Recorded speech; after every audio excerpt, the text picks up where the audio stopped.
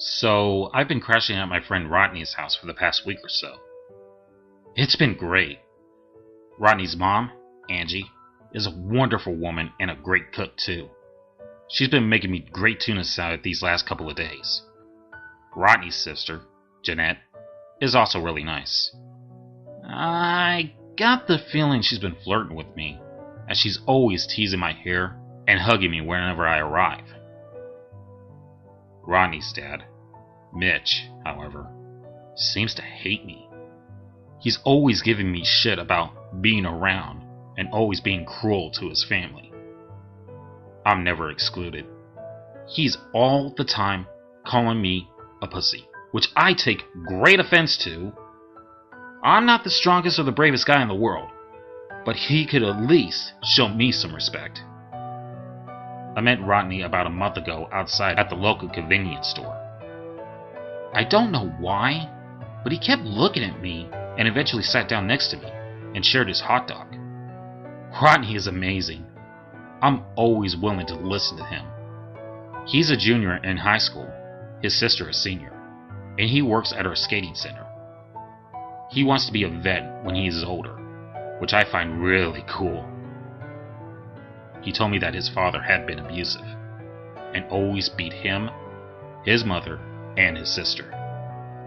He also violently harmed all of their pets they owned, so he wanted to help animals in need, as both a way to help animals from abusive owners, but also as a form of therapy for his own tragic trauma.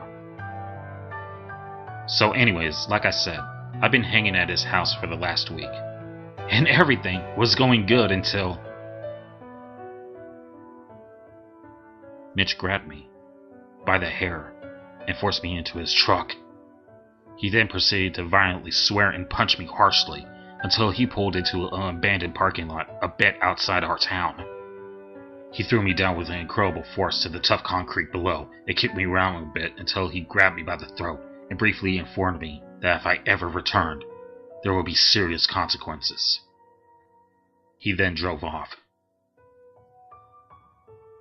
I laid there for a while, badly hurt.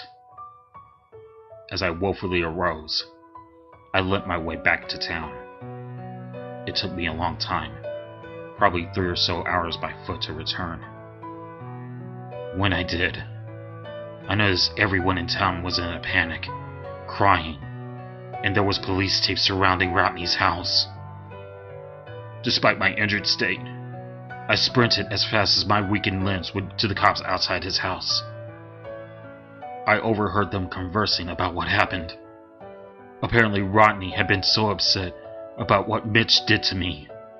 He basically snapped after years of abuse and grabbed the largest blade he could find and stood up to him. Rodney killed Mitch. After Mitch had been murdered, his sister called the police, and they arrived just minutes before I arrived. I was bewildered that my new friend could do such a thing, but I refused to believe it. So I was going to tell these officers what I knew about Rodney and let them know about the years of abuse he suffered. However, when I tried to confront them, they ignored me at first. But then one officer, an obese man, looked down at me and said, "Whoa, aren't you just the cutest cat